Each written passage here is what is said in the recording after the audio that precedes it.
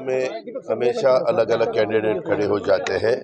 आपको पता होगा, आप ऐसा क्यों बोल रहे हैं मुझे पता नहीं, लेकिन लोकसभा के चुनाव के वक्त भी हमारे ही परिवार के दो कैंडिडेट एक दूसरे के खिलाफ खड़े थे और वो चुनाव सबने देखा है। इस दफा भी वैसा ही हुआ है, लेकिन मैंने पूरे बारामती में सब लोगों को मिलने की कोशिश की और मुझे विश्वास है बारामती के लोग इस दफा मुझे अच्छे वोटों से जीत के दे देंगे। बारामती में इस बार सिंपैथी गेम हो रहा है, दोनों बाजू से ऐसे एलिगेशंस हो रहे हैं। मैंने क्या सिंपैथी गेम किया? दोनों बाजू में एक दो बाजू मेरी है, तो मैंने कहा कि मेरा लास्ट का स्पीच आपने देखा होगा, जिसको हम समारोह की सभा बोलते हैं, लास्ट सभा जो हमारे यहाँ होती है, वो मैंने जो 5 साल में काम किया है, आगे जो मैं बारामती के लिए करना चाहता हूँ, आगे जो महाराष्ट्र के लिए मैं करना चाहता हूँ, क्या हमारा विजन है, क्या हमारा मैनिफेस्टो है, वो सब बताने की कोशिश पूरे महाराष्ट्र में भी मैंने की है, जहाँ हमारे कैंडिडेट महायुति के थे वहाँ जाके, और मेरे बारामती में भी मैंने। पिछली बार आपको सबसे ज्यादा लीड मिला था, क्या इस बार भी वो कायम रहेगा आपको लग रहा है? अभी वो उसके बारे में ये जो है वो बारामती वालों का अधिकार है। बारामती के वोटर उसके बारे में सोचेंगे, लेकिन मुझे विश्वास है बारामती के लोग मुझे बहुत अच्छे डिफरेंस से, अच्छे मार्जिन से जिता के देंगे। मतदान करायला प्रचारात तुम्ही बारामतीमध्ये अनेक वेळा तुम्ही बारामतीमध्ये लागली, अवघड वाटत होती निवडणूक? अवघड नव्हती. ज्यावेळेस आपल्या परिवारातलीच एखादी व्यक्ती उभी राहते त्यावेळेस आपण कुठल्याही परिस्थिती, म्हणजे आम्ही नेहमीच कुठली निवडणूक असेल तर ती निवडणूक आम्ही गांभीर्याने घेत असतो आणि लोकांच्या पुढे जाण्याचा प्रयत्न करत असतो. मला ही निवडणूक विकासावर न्यायची होती. मला ही निवडणूक सकारात्मक दृष्ट्या कुणावरही टीका टिप्पणी न करता लढायची होती. त्याच्यामुळं मी आणि आमचे जे काही समर्थक होते, माझे प्रचार करणारे सहकारी होते, त्यांनी पण हीच भूमिका घेतली. तुम्ही बघितलं असेल आमच्या बहिणींनी दिलेली बाईट किंवा माझ्या मुलांनी दिलेली बाईट किंवा इतर माझ्या जीवाभावाच्या कार्यकर्त्यांनी दिलेली बाईट, महायुतीच्या माझ्या सहकाऱ्यांनी दिलेल्या बाईट, कुठल्याही बाईटमध्ये असं काहीतरी वेगळा एक नवीन इश्यू निर्माण होईल अशा प्रकारची कुठलीही गोष्ट आम्ही होऊन द्यायची नाही असं ठरवलेलं होतं. अजून आता आज संध्याकाळी 6 पर्यंत वोटिंग आहे. ती खबरदारी घेऊ. निवडणूक आचारसंहितेचं तंतोतंत पालन कसं आम्हाला लोकांच्याकडनं होईल याबद्दलची पण काळजी आम्ही घेणार आहोत.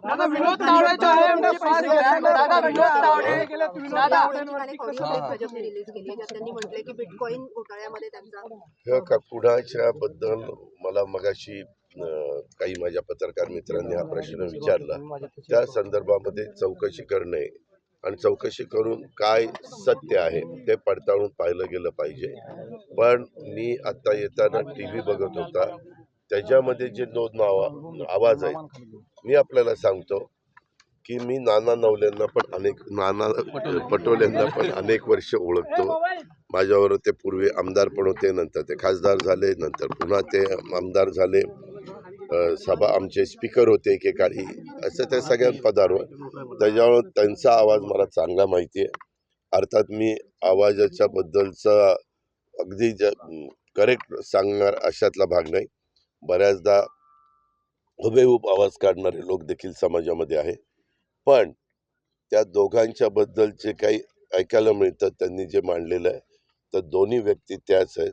तो सुप्रिया सुळेंचाच आवाज आहे, तो नाना पटोलेंचाच आवाज है। तो दादा यही हिंदी में जानना चाहते हैं आपसे कि बिटकॉइन की रिगार्डिंग जो कंट्रोवर्सी हो रही है, भाजपा ने प्रेस कॉन्फ्रेंस लिया, क्या कहना है एग्जैक्टली आपका, क्योंकि ऑडियो क्लिप्स वायरल हो रहे हैं उसके बारे में? जो कुछ ऑडियो दिखा रहे हैं वो आवाज़ के बारे में मुझे इतना ही जानकारी है। मैं दोनों को भी बहुत अच्छी तरह से जानता हूँ, बहुत सालों से जानता हूँ।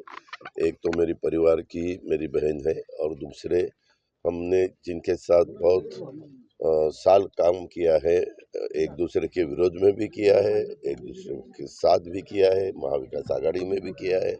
वो बीच में बीजेपी के भी मेंबर ऑफ पार्लियामेंट थे। ऐसे सभी जगह उन्होंने काम किया है। तो वो भी आवाज़ उनका ही है, उनका बोलने का टोन, उनका आवाज़ दोनों का वही है।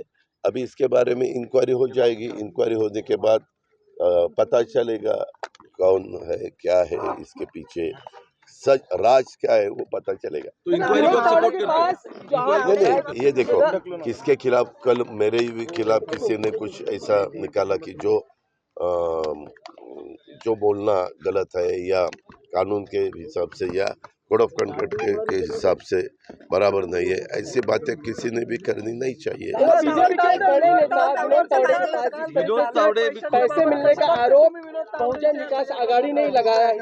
उसके बारे में मुझे पता चला है, मैंने सुना है, इलेक्शन कमीशन ने वो जो भी कंप्लेंट है उसके बारे में उन्होंने उसकी नोंद ली है और वो इंक्वायरी कर रहे हैं कि सच क्या है। इससे कोई नुकसान हो सकता है, इससे कोई नुकसान हो सकता है महायुति को। नहीं, जब तक क्या सच है वे ये लोगों के सामने नहीं आता तो नुकसान होने का सवाल कहाँ आता है।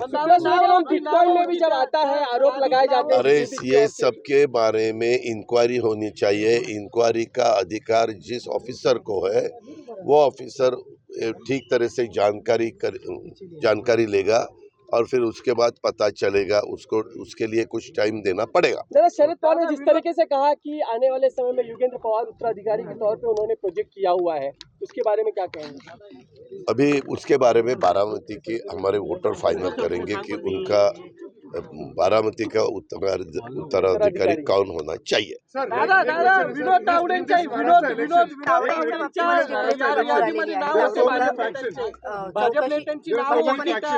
अहो मी तुम्हाला सांगितलं ना बाबा की त्या संदर्भामध्ये कंप्लेंट केली गेलेली आहे, निवडणूक आयोगाने ते कंप्लेंटची नोंद घेतलेली आहे, त्यांनी त्याच्याबद्दलची इन्क्वायरी करायला सांगितलेली आहे। इन्क्वायरी सगळ्याच ज्या काही क्लिप आलेल्या आहेत, ज्या काही कंप्लेंट्स आलेले आहेत त्या सगळ्याच्या संदर्भामध्ये चौकशी केल्यानंतर काय ह्याचं मास्टर माइंड कोण आहे, काय सच आहे, काय झूट आहे हे लोकांच्या समोर येईल। बारामतीत सर्च ऑपरेशन आरोप केले गेले की काय आरोप केले, सर्च ऑपरेशन काय दबावाखाली करायला लावले कुठे? शरयू टोयोटा किंवा योगेंद्र पवारांच्या। अहो तुम्ही एक करता, माझं जे ऑफिस होतं ते नटराजमध्ये आमच्या इथले कार्यकर्ते बसायचे, त्याचंही सर्च ऑपरेशन झालं, ते आदल्या दिवशी झालं।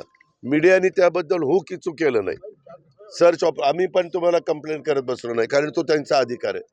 माझ्या पण चॉपरनी फिरत असताना जवळपास 5 वेळेला माझ्या हे केलंय, चौकशी म्हणजे बॅग तपासल्या। आम्ही कुठे कंप्लेंट केली? तो त्यांचा अधिकार आहे। आम्ही त्यांना दाखवलं, आमच्याकडे खायला चकली लाडू होते ते आणि इतर जे कागदपत्र आहेत ते म्हणले, मी त्यांना सांगायचो मला चेक करा, मला तुम्ही चेक करा आणि बाकीचं जे चॉपर आहे नंतर त्या बॅगा उघडत ते सगळे चेक करा।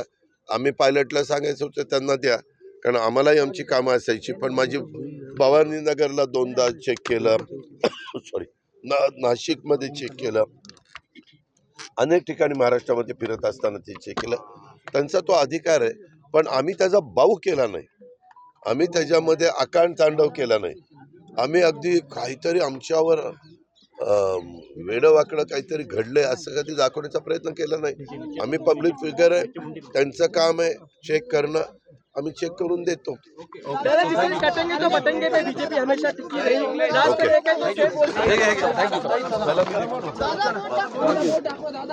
दादा इकडे समोर गोपाळ प्लीज बोट आउट हां सर मला जाऊ ए मोबाईल खाली। अरे थांब मित्रा, अरे है ना यार, अब देखते नहीं। ए सागर बूम खाली के सागर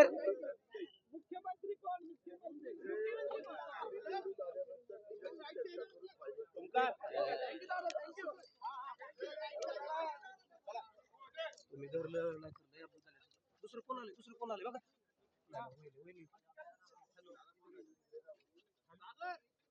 कोण बोलताय? जयदत्त बोलतात का? सागर